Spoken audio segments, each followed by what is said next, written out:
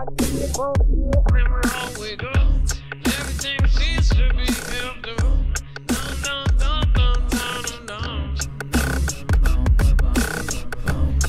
right, what is going on, guys? It is Adam, aka Marf, and this is Marfoogle TV. We got a lot to go over in a short amount of time, so if you have not known before, you can actually go over to marfooglenews.com, of course, and find a full bibliography of every single article, tweet, video, picture, document that we are going to share here today. On top of that, you will also find any affiliate that you see during the show. If you forget the link, they were all on the right side of the page. They help support independent channels. Of course, we are completely independent. We are on our own. We do not have a multi-channel network. Everybody here is, again, it's just myself, Dex, and our volunteer mods, which, again, you can support them by going over to marfooglenews.com/friends. All right, let's get into it, and make sure to drop an M in the chat for our wonderful mods. All right, first of all, we have some very, very, very creepy comments, which, in fact, this entire show today, we're actually going to have several comments that are, a bit nuts. So, first of all, Vladimir Putin sends direct threat to the UK over act of war move against Russia. Now, I know that people are very split on what is happening in Russia with Ukraine. And I say split because right now you have mainstream media split in 5 different ways about what's actually happening in Russia, what is happening in Ukraine. You have our community that is more split than they have ever been. About what is just happening generally in the world. We can't even decide on what shape it is, let alone what is happening on it. Of course, Vladimir Putin has warned that the West letting Kiev use longer range weapons to strike Russian targets would mean NATO would be at war with Russia. Again, there were questions and, of course, calls for them to drop restrictions at NATO to let Kiev use some of the long-range gear that they already have and let them use it at their fullest potential. So, say, use some pretty big missiles and, head towards Moscow with them. Of course, they say Sir Keir Starmer is traveling to Washington to meet U.S. President JB to discuss allowing Ukraine to use long-range Storm Shadow missiles following pleas from Kiev. Now, I don't know if we've actually given Storm Shadows. I know that the UK has. Of course, the UK gave a bunch of their Storm Shadows to Ukraine. What was that, 4 months ago, 5 months ago? The Russia's president insisted his country would take, quote, appropriate decisions against any threat it faces. Putin said, if this decision is made, it will mean nothing other than a direct participation of NATO countries, the United States, European countries, in the war in Ukraine. Says, quote, this is their direct participation, and this already, of course, significantly changes the very essence, the very nature of the conflict. It says this would mean that NATO countries, the United States, and European countries are at war with Russia. And it says, and if that is the case, then bearing in mind the change that the very essence of this conflict, we will take appropriate decisions based on the threats that will be posed on us. Now, everything that Ukraine has asked, they have received. So the calls on this and the public kind of ire over it, it has been kind of put in just a little bit at a time. They first said, oh, well, would people care and should they do it? And then, of course, public leaders started calling for it. Now you, of course, have official meetings about it. And if they allow the Storm Shadows and other long-range missiles to be used, well, if they're already hitting Moscow with, of course, drones, what do you think they're going to do with Storm Shadows? Something fishy is going on, and I can smell a war coming. We'll of course cover this and much, much more. You don't want to miss it. What is going to happen on October 1st? Potentially, we'll go over all of that and more when we come back.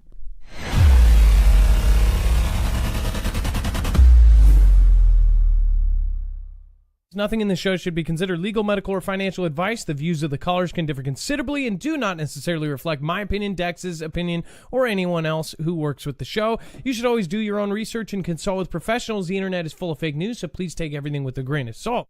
If you have not already, it helps us out if you end up going through any of our affiliates, and it helps you out if you end up protecting yourself against cybercrime. NordVPN is one of the best and one of the easiest to use. If you do not have a virtual private network, it protects your IP address, which is your online identity, which actually connects to your real address and everything else. It also connects to you. If you know anything about how they are data logging and basically getting your profiles down, you can prevent that by having a VPN. Nord is, again, one of the easiest. Download it. It's like an on switch and off switch. All you have to do. Go to marfooglenews.com/VPN. Not only will you get a giant discount on this, but you will also be helping us. I appreciate your support, and I appreciate everyone that goes through any of our affiliates. Can't say thank you enough. October 1st and we all wake up. Everything seems to be after. Dun, dun, dun, dun, dun, dun, dun. October 1st and we all wake up. Everything seems to be after. Dun, dun, dun, dun, dun, dun, dun. All right, let's bring in my co-internet brother, Dex James. What is going on and how are you doing today? Hello, Adam, and hello, Foogle fam. I'm doing just fine. All right, let's get this show on the road. First of all, thank you so much, Lady L, Lord Andrew, Ellen Hughes, Sean C., Tim T., Randy Man. I know Ilia's here. I saw you there earlier. Thank you, Jack Hodges. Thank you for being here. A little bit me. Thank you. And, of course, T-Dog, thank you so much. Lisa Douglas. Of course, Bobby Sue. Ben, glad you're okay. I bet it hurts like hell. Ben, whatever happened, I hope you get better soon.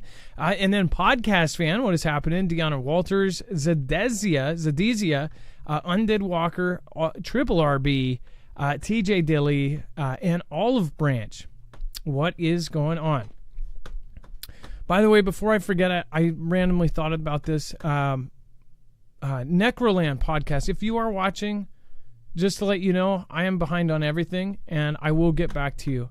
I apologize. I've had just the most insane month. So thank you. Joy Calhoun, thank you. Harley Berg, Kathy Keck, Jonathan Floming. Not looking forward to catching up on everything because there's a lot to catch up on. LOD Will, what is happening? Aberration, Mark Schaefer, and so many more. Thank you for all making it. All right, and then we're going to go back to Russia and Vladimir saying it's an act of war. Everybody says, oh, it's rhetoric. First of all, this whole European thing that's going on with Russia, it does not, something just seems completely off about it. Like something is about to happen that is really going to come out of left field, or depending on your view of things, you might be expecting it. But I really don't think that we are being told much anything of the, close to the truth on what is happening there. But, of course, Russian hawk pushes case for Putin to toughen policy on nuclear weapons. Now, of course, they have Russia should clearly state its willingness to use nuclear weapons against countries that, quote, support NATO aggression in Ukraine, according to an influential foreign policy hawk who is pressing President Vladimir Putin to adopt a more assertive nuclear posture towards the West, which, again, this is something I thought that they actually have been talking about, and even Putin has said that's exactly what they're doing. Sergei Karaganov, the Kommersant newspaper, in an interview with that Moscow could launch a limited nuclear strike on a NATO country without triggering an all-out nuclear war. It says the United States, he added, was lying when it said it had guaranteed nuclear protection to its allies. The main goal of Russia's nuclear doctrine, Karaganov said, should be to ensure that all current and future enemies are sure that Russia is ready to use those nuclear weapons. In comments published weeks after Ukraine's captured a part of Russia's Kursk region, from which Moscow's forces are still fighting to eject it, he said, "It is time to declare that we have the right to respond to any massive strikes on our territory with a nuclear strike. This also applies to any seizure of our territory."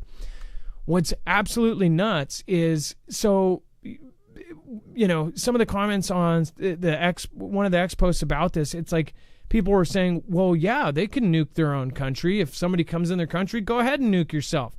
But what they're saying is now there is forces inside their country, and in their eyes, I'm not saying the whole world sees it like this, now they have a right to go after whatever country, so again, Ukraine, or if there is direct participation by the U.S. or NATO, then they could actually attack a NATO country. Especially now, all of this is coming out about them, talking about giving permission for the Storm Shadow missiles. Their first target would be the UK in that scenario. If they give them permission to use the Storm Shadow, it seems like we're getting set up for them to use the Storm Shadows, hit a serious hit, something that's really crazy that everybody shows on the news for a day and a half, and then, of course, they respond with something we haven't seen in my lifetimes. So this just seems like a really nasty setup.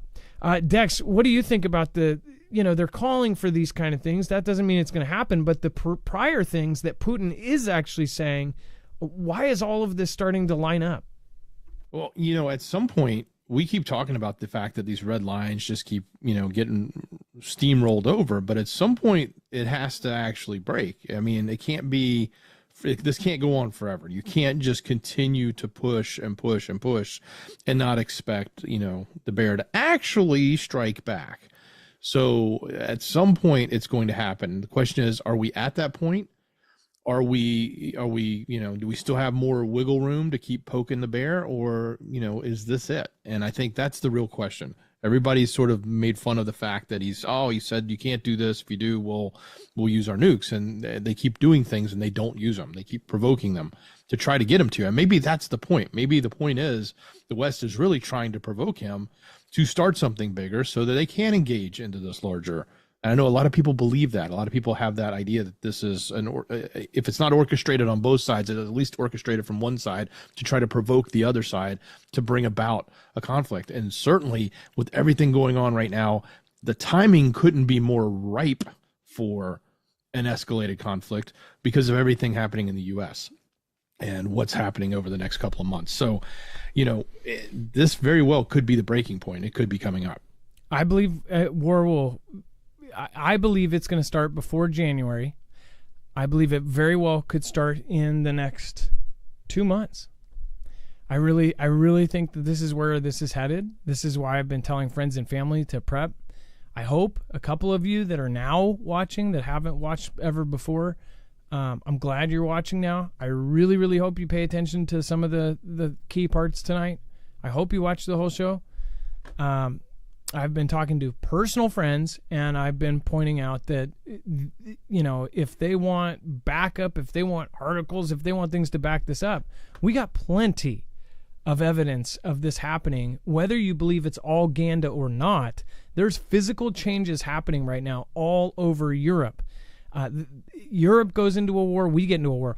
Think about this, Dex. What if Russia ends up deciding we are going to use a nuke just to prove we can use it?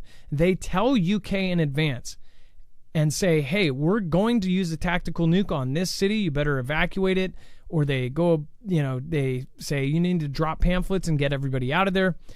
And of course you would think, then they would just respond, mutually assured destruction, that type of thing. The US will say, well, we'll bomb the hell out of you. Well, will people actually support that? Nobody supports any nuclear use right now. And if they make a case for it, a good enough case, Russia could say, hey, we're going to destroy this part of your city or something and give them warning. What about something like that? That's how I see things happening now because of how much, how everything is questioned and they're worried about every little move that they do. I'd be surprised if the first strike was a tactical. Now, mind you, a tactical would be more appropriate to go after a military base, a complex that has a lot of equipment, a NATO facility, something like that. It's not about taking out a whole city because then you're getting into conventional. When you get into conventional, you just consider the whole thing over. Once one of those launches, all of them launch. So, but at the tactical level, I don't even know, look, it would make sense if the storm shadows reach deep into Russia, that Russia turns around and takes out a base where those storm shadows were coming from in Poland that were supported by the UK. And they did it even with something like a thermobaric or something large that wasn't a nuke. And that becomes the first strike. I just can't imagine that they would use a tactical as the first strike. I think they could use a tactical against UKR in Ukraine if they thought there was one specific area where they had a large concentration of military where they thought they could take out a lot of people in that specific area, then potentially I could see that if it made sense. But it's a big gamble, but I don't think it's that far from them actually striking a base in Poland or a base in Lithuania or somewhere else that had something to do with these missiles that are potentially going to be going deep into Russia. And if that happens, that would be the response, is to do that. And that first strike then turns into Article 5. And I just want to clarify, I didn't mean a conventional whole city. Like, they would do an attack on, say, a base or a city block or somewhere where they told them, and they gave them a heads up and said, we're launching, we're going to do this. I guess you could say, well, they could knock it out of the sky, something. I don't know. I just wonder if they would basically say, we're going to do this, and if you take it down, we're going to do it again. We're going to knock out this area, something like that. Like, I just wonder if they would end up not doing like a surprise thing and actually doing more of a calculated kind of attack of some sort. Would that give them like more, I guess, a better face to the rest of the world? Like, hey, we gave them a heads up. So it's not their MO by any means, but it certainly could look different to the rest of the world. Didn't we see that with Israel and Iran of some sort? Not Iran, but didn't they drop pamphlets before they drop? They dropped pamphlets in the areas supposedly in the strip. In the strip, yeah, but that's heavily populated, super dense. I just wonder if there's some way they could do that. Obviously, I don't know. They have Patriots, and they could knock most of the stuff out of the sky. But now everybody talks about the hypersonics. Can they truly knock hypersonics out of the sky? Can they knock technology that China now has? The tests have not gone well over the last 5 years. If you've been following that, I've covered all of the public stuff. I mean, we don't know how these things will, if there's a technology that can knock out hypersonics, better than what's public, because if we're relying on what's public, those systems have not done very well. Thank you, Kimbria. Thank you, Poco Loco. Thank you, Skyhouse. Thank you, Andrew Richardson over on DLive. Thank you, everybody over on DLive for keeping that family alive, including our wonderful mod over there, Chance. Thank you. And then Stephen McMahon, thank you for your support this week. I appreciate that. Thank you, Carlton Sutton. Thank you for your support this week. And Stephen McMahon says, leaving for work in 10. Love y'all. Keep an open mind and head on a swivel. I agree. I think the next 2 months we are going to see a massive, major event. If it's not World War III, it's going to be some sort of hack. It's going to be some sort of huge outage. It's going to be something massive that they're going to point the finger somewhere, either at Russia or China or somewhere.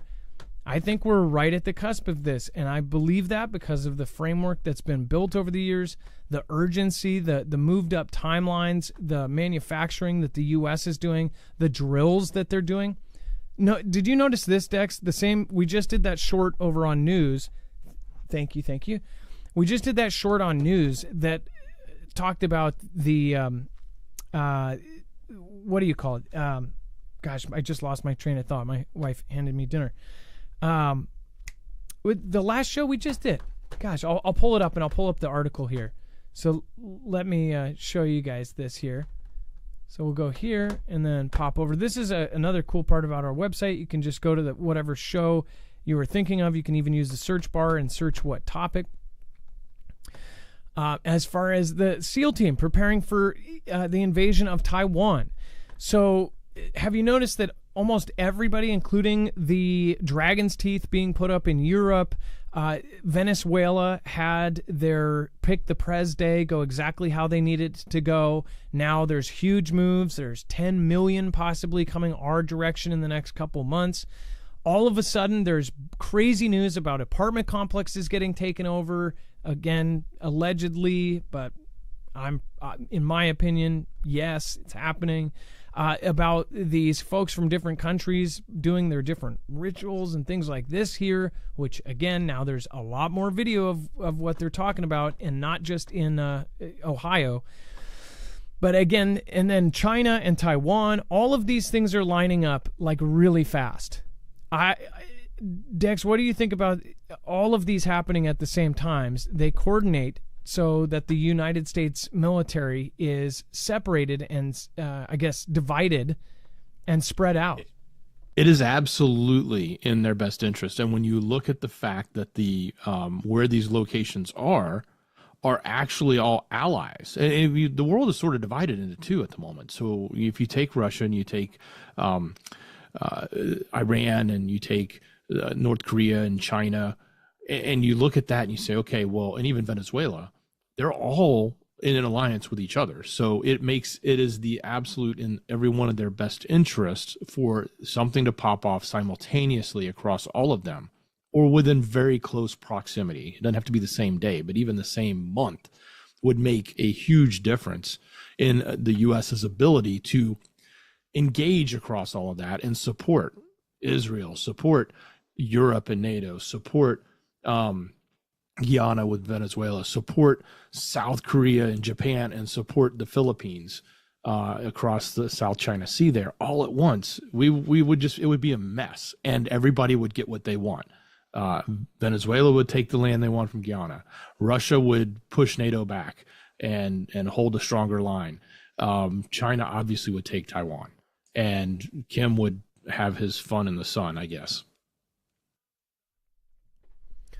Yeah, I forgot about North Korea and South Korea. North Korea, they've smashed all their reunification statues. They're basically saying, we're never going to reunify again.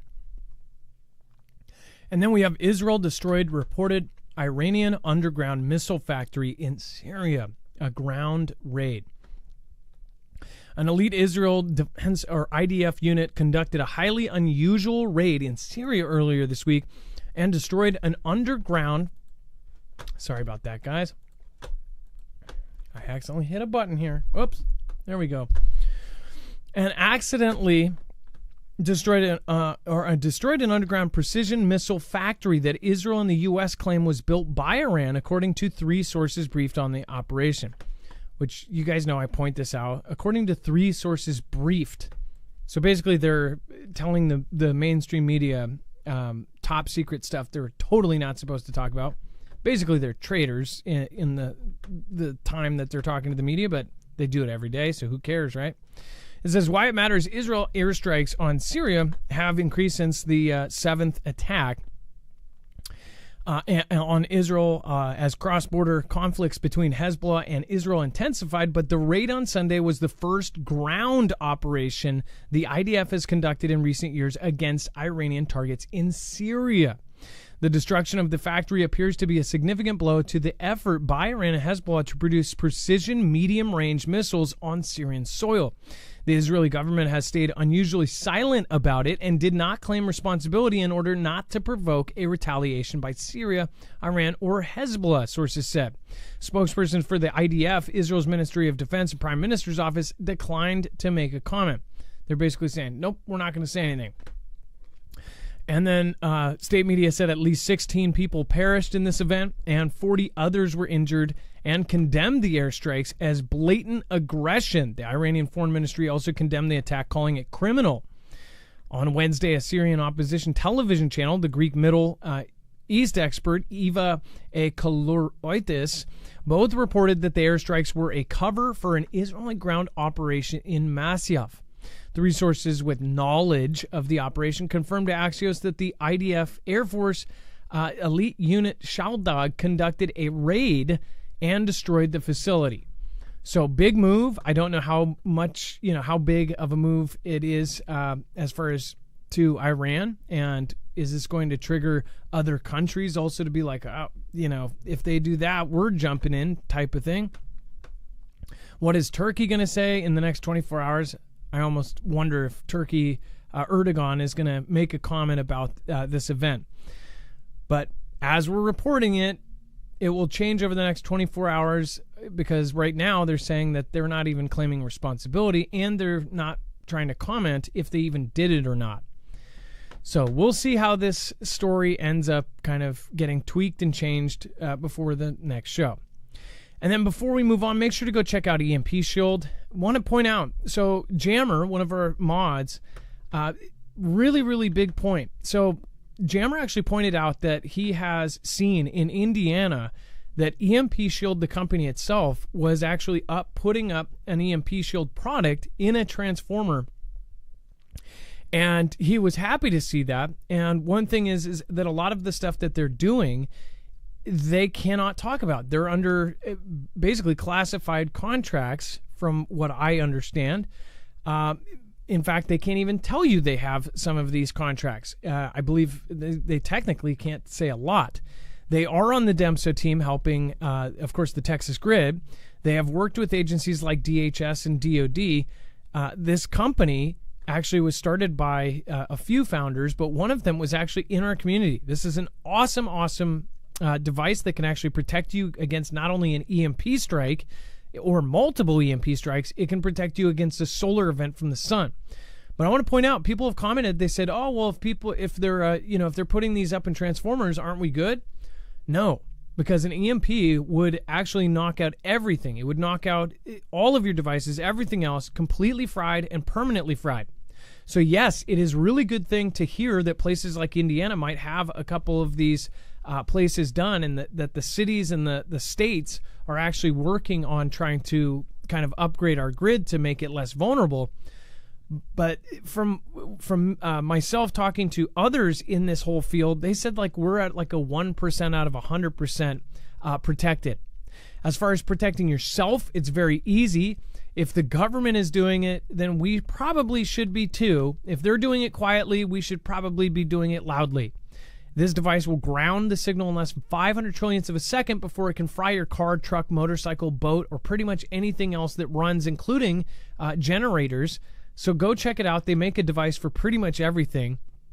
But I want to point out that, yeah, so say if they are protecting if they end up getting everything protected as far as our public grid, yeah, maybe the grid will go back up in a couple weeks, not months, or maybe months, not years.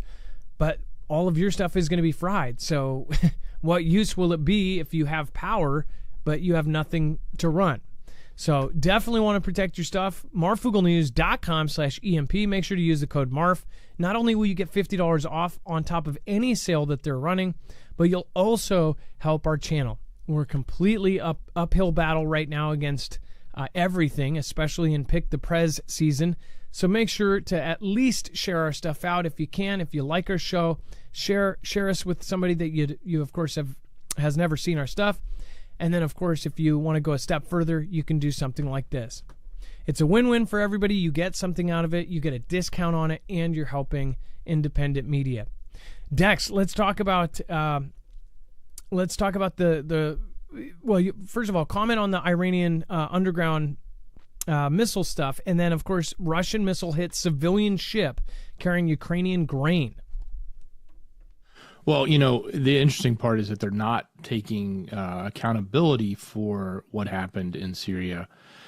But at the same time, the information is being leaked. So that is, it's not that it's being leaked by people that are being traitorous. I mean, I guess it technically could be considered that. But I think really what's happening is they're intentionally wanting to put that out there while they can still hold the line and say, we have nothing to do with that. We're not going to comment. So the official narrative is one thing, and then they can give a few people and brief them and let them go talk to the press under the covers is another thing. But this is a big deal in the sense that we know that they have been building up the missile supply, and potentially that's what everybody is suggested they've been waiting for, is could they get so many missiles to launch at once to overwhelm the dome that they could then actually make some headway. And others are suggesting maybe they're holding out to potentially use nuclear capabilities that they either already have and just haven't announced yet, or they're just on the brink of producing. So, but let's move over to the Russian story. So going back to what's happening there, this is a civilian ship carrying grain. It was taken out, apparently, according to UKR. It's one side at the moment, but apparently what has happened is this grain ship had left port, and it was in the waters in the Black Sea and taken out by a Russian, munition of some sort. So that's a big deal when you start to see civilian ships or commercial ships become the target in conflict. That usually amplifies and escalates things. So we've seen this a little in the past. Of course, we see it a lot with the Houthis in the Red Sea, but to see this being pointed, at least the finger being pointed directly at Russia on this, I think is also part of a narrative, or it definitely supports a narrative to get people fired up about potentially going to conflict or at a greater level against Russia.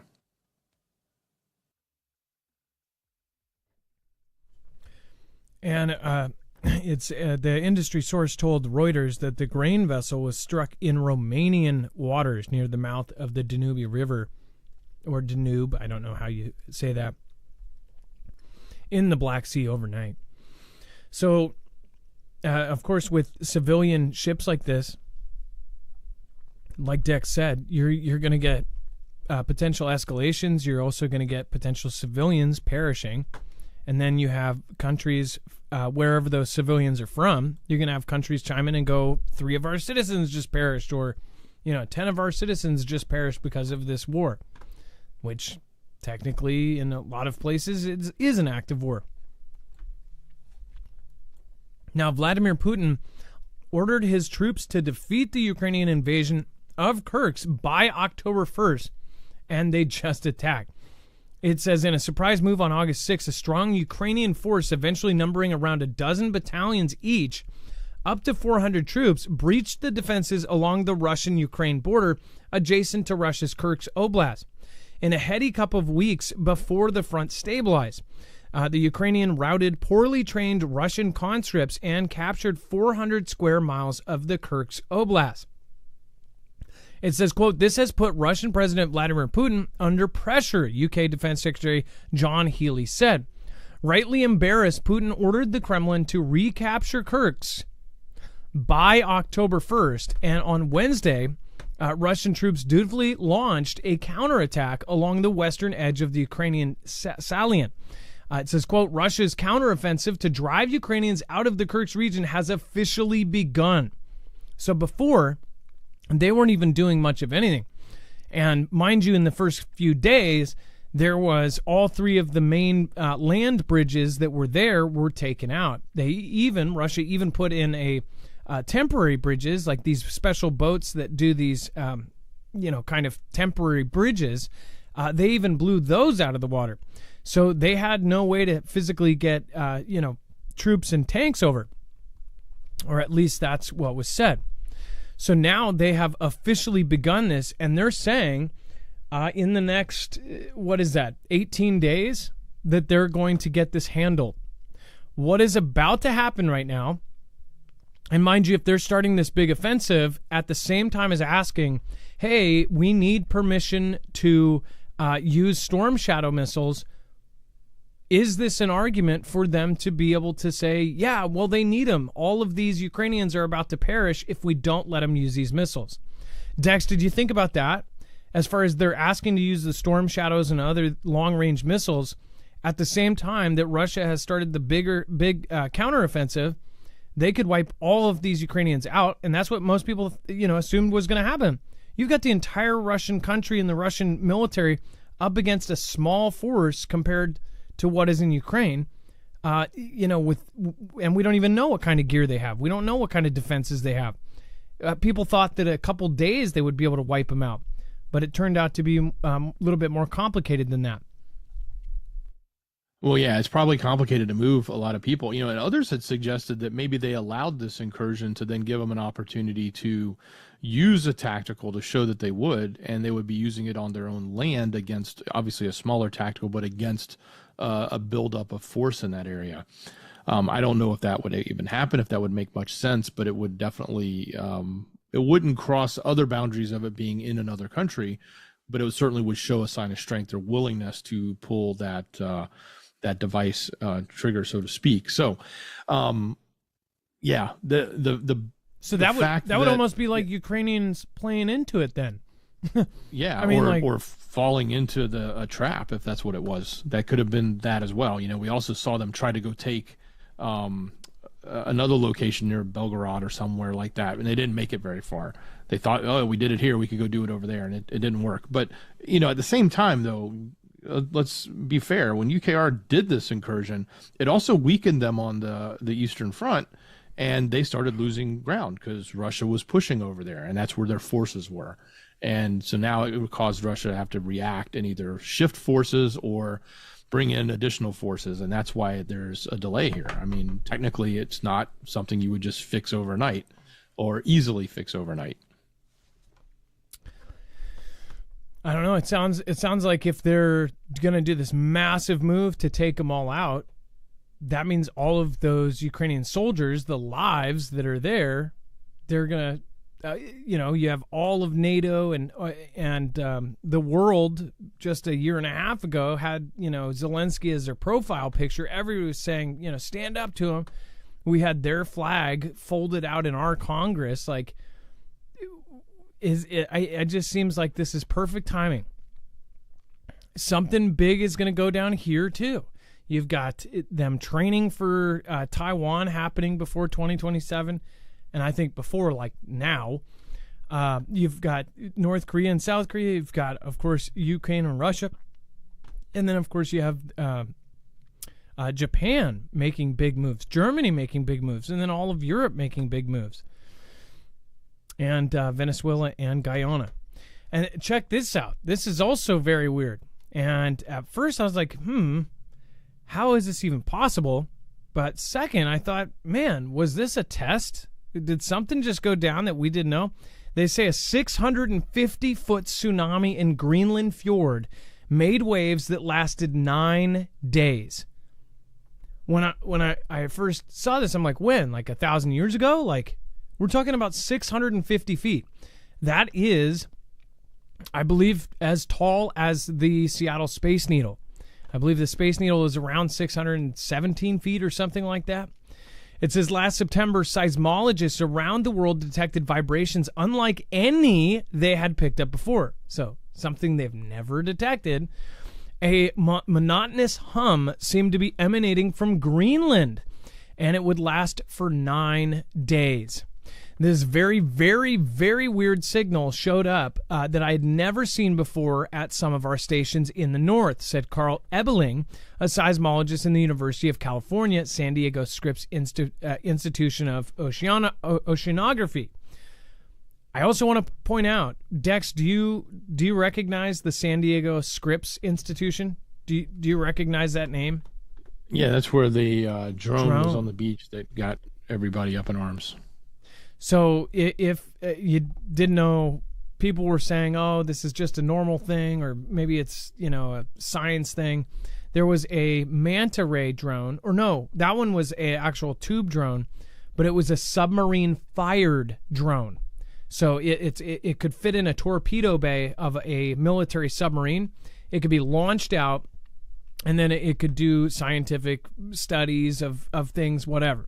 That washed up. That was actually a San Diego Scripps institution. So now they're saying that same institution has picked up these extremely odd signals up in Greenland that essentially say that there was this massive tsunami that lasted for 9 days.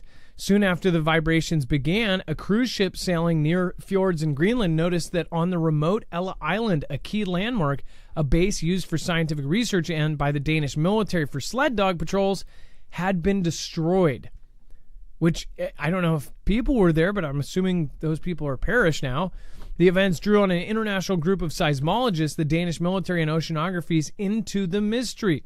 What had struck the island, and where did it come from? On Thursdays, researchers released their conclusions in the journal Science. The island had been hit by one of the biggest tsunamis ever recorded. They said with waves that left a watermark about 650 feet high. It was the result of a series of rare cascading events set in motion by the Great Change. This is just about 2 years after Russia has claimed that they have a 1,500-foot tsunami nuclear torpedo that can cause 1,500-foot waves. The timing on this is just odd. So this was done up in the Greenland area, all up here. Again, we've talked about how Russia and China are doing massive, all sorts of different experiments in the Arctic. Well, this thing happened, and apparently, nobody noticed. Like, wouldn't there be satellites watching our planet to see 650-foot waves crashing over mountains? Like, that's just nuts to me. Even though it's in remote nowhere, you think that by now they've got something monitoring every bit of the planet. How did this not, get put on the news before now? Unless this is somewhere so remote and that this is something that maybe they wanted to keep secret, or they just really didn't know that there was a 650-foot tsunami happening. It says the tsunami wave, some at least as tall as the Statue of Liberty, ran up to the steep rock walls lining the fjord because the landslide struck the waterway at nearly 90-degree angle. Waves bounced back and forth across it for 9 days, a phenomenon scientists call a seiche. I think that's how you say it. Psyche? No one had ever seen anything like this, said Christian Smenyk, of course, the study's lead author and geologist and senior researcher. The findings of the result of a complex year-long investigation, the team determined that Ella Island, about 45 miles from the landside, was battered by a tsunami at least 13 feet tall. Tourists sometimes visited the island. Just a couple days before the event, cruise ships were there, and they were on the beach. It was really, really lucky that no one was there when it happened. So it's basically like, if you think about it like a cup, when it swashes back and forth. That's how I read that they're describing it. But for 9 days. I don't know. It seems to me a little odd. Dex, go ahead. Well, if you had a great nuclear tsunami torpedo that you think works, but you never used it before, how would you know it works? Well, you'd want to test it, right? Well, wouldn't you test it somewhere where nobody would see it, where it would be, a remote area that maybe at some point somebody might notice? But I mean, this thing literally happened less than a year ago, and nobody saw it, but they've got evidence of it now. That's kind of scary when you think about it. Yeah. So, one thing I'm wondering too.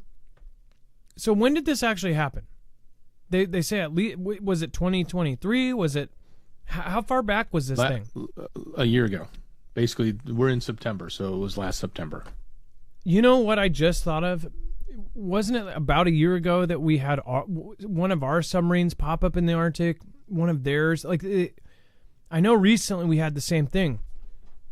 But I wonder if this correlates at all or around any time period where a Russian sub, poked its head up or something in those areas. A Russian sub could totally do this kind of thing. Or if they had a torpedo, what if they're testing a non-nuclear tsunami torpedo? Something that's just a big Moab or FOAB or something, but underwater. I don't know if that's possible, but they say that they could send a 1,500-foot wall of water to any of our coastlines with their nuclear tsunami torpedo. I'm assuming we would have one too. What if this 650-foot one, what if this is the U.S. testing our own version of it? I don't know. Something for them to not talk about it from this, and they said a cruise ship stopped there a week before and still no one got it? That a scientific base just was wiped out and destroyed? This does not sit right. What was it like? What it watched it look like Nuketown or something? Yeah, I don't know. And then before we move on, make sure to go check out Jase. From the comfort of a couch, you can actually go get a 12-month extended supply of your prescription meds. Jase Daily, I think, is one of the most important things here, especially if you take a daily medication or if you're a caregiver for somebody that does. You can actually get that extended supply and then rotate it into your actual prescription. That way, for the next year, you will have, at any given point, a year of extra supplies of your regular medication. They also have, most people are going to end up getting a Jase case. This has all of your common antibiotics. So that is an incredible kit. Everybody should have it on hand. Of course, as you guys know, a cut on your finger could turn into a funeral in the wrong situation. What would be the wrong situation? Well, if you couldn't get medical help, if you couldn't find antibiotics, that would be one. If our power grid goes down and there are no hospitals, the pharmacies have all been looted, how would you get yourself hands on something like this? Especially right now with us preparing for an invasion of Taiwan with China. It's like if we do go to war with China, they make 97% of all of the active pharmaceutical ingredients, and they make 93 to 95% of all antibiotics in the U.S.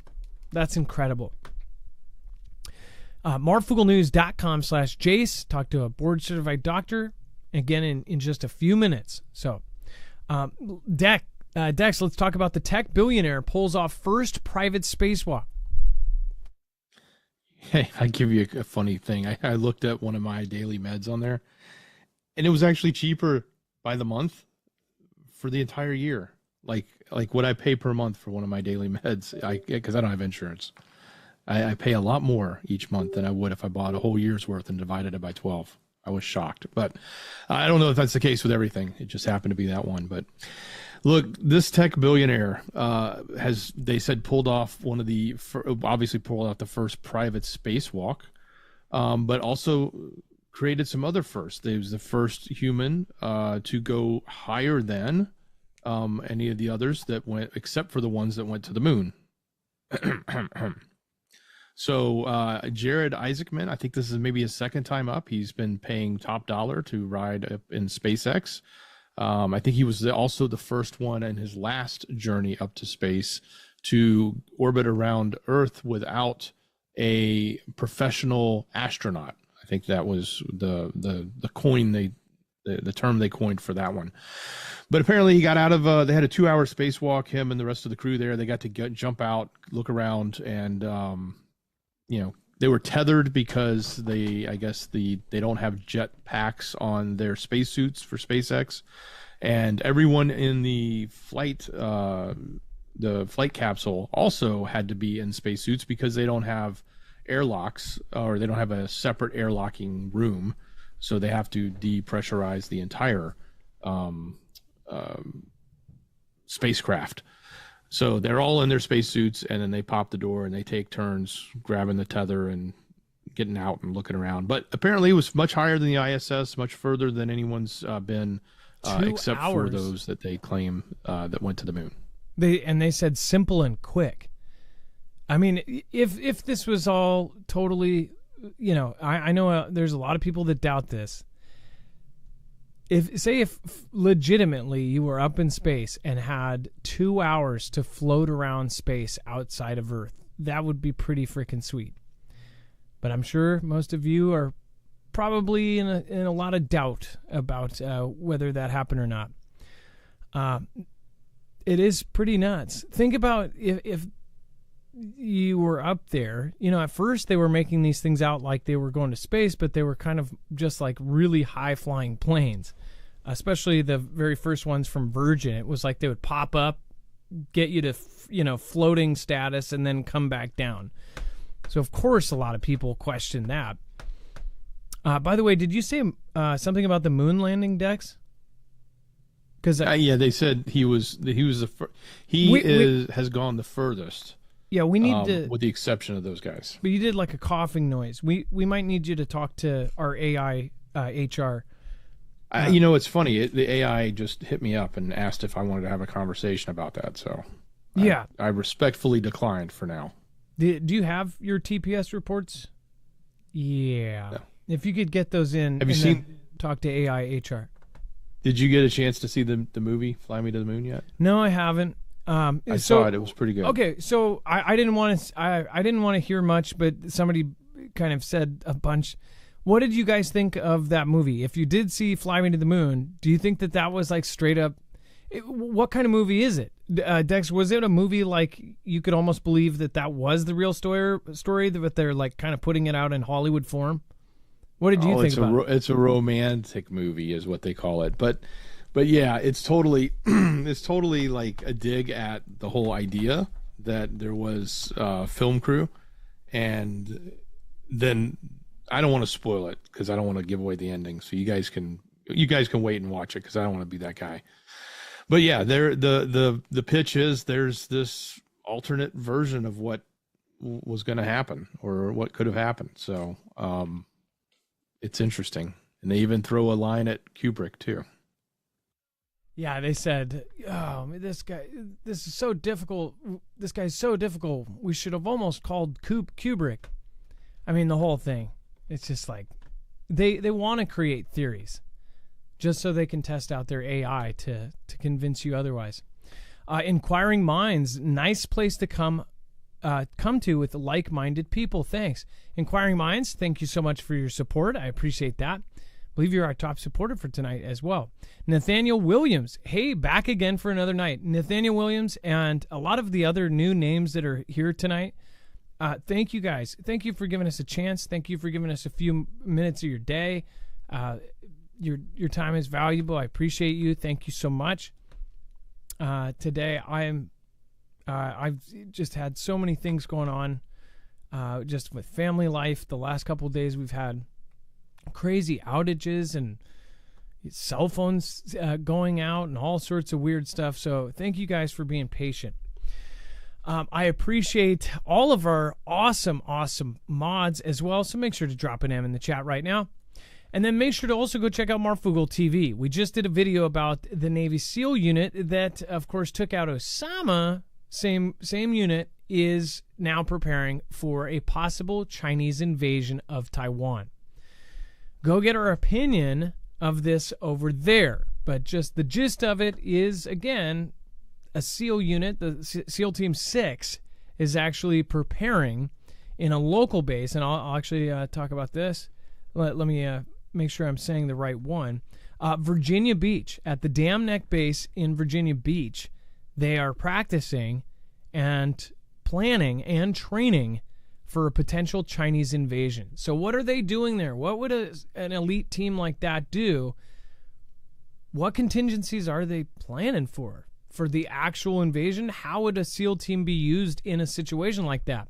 I'm sure you would send in a lot of guys because, I mean, you're talking about a full-scale invasion of the island.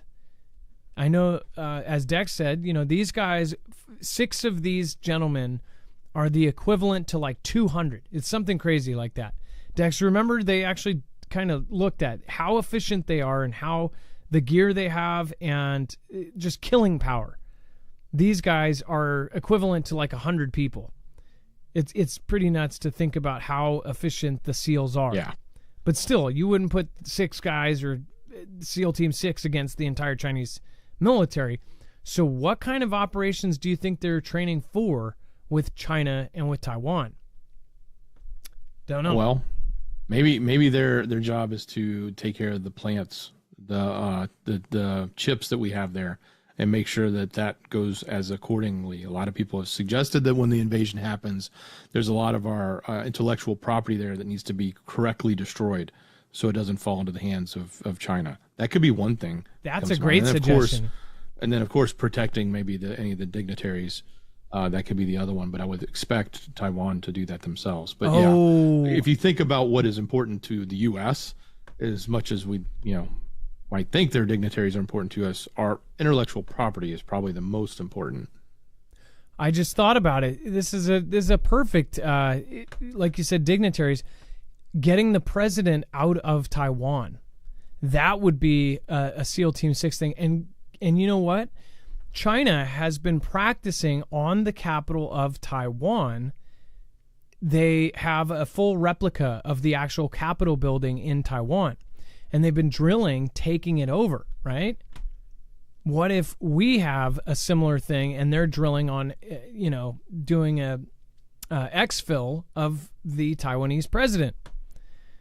That actually makes way more sense. I didn't think of that. Good thought. Or going in and, say, burning all the information in a company or something like that. What do you guys think? Let me know in the comments down below. Again, thank you, Inquiring Minds. Appreciate that. Stephanie Cook. Again, thank you. Last minute. The news shows groups have commandeered banks in New York City, Manhattan, too. Also, look up the Queens. Look up what you just put in that first sentence there. Groups in the Queens area and rituals. You're going to see a crazy 14, 15-minute video of somebody who is an animal control, I think. They go through and or somebody who is cares a lot about animals, talks about pigs and birds and all sorts of other things that are getting taken down there, including cats, and being taken out. Even some are being mixed in with spices and cooked in cauldrons. So who knows what's really going on, but there's a lot of seems to be a lot of evidence that they're doing exactly what they would be doing in their own country. Makes sense to me. One thing I thought of, Dex, is all the debate about whether people are actually taking our kitty cats and turning them into dinner. I think it's crazy that people are so like, oh, nobody would do that. Other countries do that. Especially really, really poor countries where they can't just go to a food bank. They can't just go down the street, and there's, deprivation without resupply. I mean, you can't just go to the store and get more. Exactly. So that's the thing. People are saying, oh, it's so crazy. It's our perspective that, oh my gosh, why would you do that to a cat? But anywhere else in the world, in many of the poorest places in the world, you do what you have to do to live. You do what you have to do to survive. What's messed up about the certain cultures is they might be also doing it for, it's not a necessity and it's something for a religious thing. One thing I thought of, Dex, is what if very soon here they totally go from saying it's not real. Watch this. They'll flip it and go, no, it is real, but it is part of their religious freedoms, so we need to protect that, and we need to be diverse and understand that everybody is different, and start arguing of why it's okay for them to do it. I just wonder if that's down the road. And it's going to show up on a menu? That would be crazy. Hey, Old Combat Vet snuck in with the super at the last second. Great question. He goes, I thought SEAL Team 6 was took out Osama was taken out themselves in a chopper accident. And I think I recall hearing something along those lines, but I think the name SEAL Team 6 represents an organization, not just a set of people that I think they rotate people in and out of that. They move people in and out of that group. No, my understanding. Well, and I guess, and that's really shady in general. I also heard stuff, and we can't, you don't know what's real anymore at this point, but it would make sense if each of the people that was there that day, if they mysteriously had some sort of car accident or a heart failure or this or that, that would also add to the mystery of what happened, how he was dumped in the water, this and that. Well, yeah, because they would become obviously huge targets, right? Just like, I mean, who's we talked about? We talked about JFK's coffin. Remember, there was like the first coffin that they used for him before they temporarily interned him before they put him into the permanent spot, and they flew that one out and dropped it right somewhere where nobody could find it because they didn't want everybody to be able to find that first coffin and collect the pieces of it or whatever. So maybe it falls into that category. Like, do you hide these people off? Sort of like, do you dump Osama into the water so nobody can find him and martyr him, etc.? I know the official thing, but just there's a lot of things that people have picked over on it over the years, and it just seems really odd. And then so true. I'm sure Old Combat Vet, they know that. What he's saying is the people in it. The article is saying the same unit that, SEAL Team 6, that, that these soldiers used to serve in. Because, yeah, I would assume, too, it would rotate out. You can't be can you be a 60-year-old SEAL Team 6 member? I'm assuming it's all younger guys.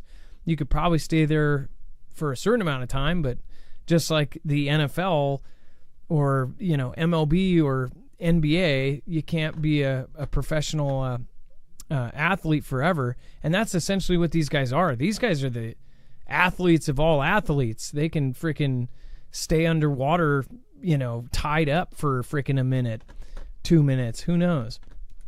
These guys are the crazy of the crazy. You can definitely survive 7 years, because that's what the TV series did, right? Yeah, right. 7 seasons. I still haven't started that show. You said it was a good show.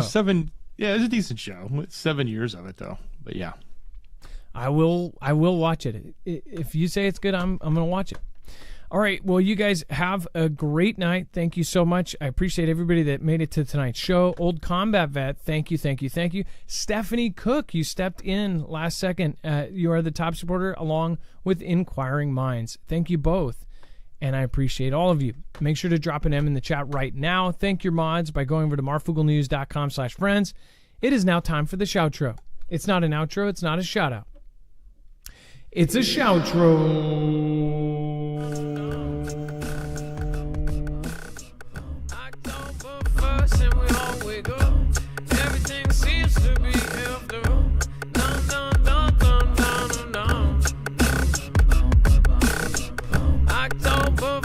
And we all wake up. Everything seems to be after. Dun dun dun dun dun dun dun. October 1st and we all wake up. Everything seems to be after.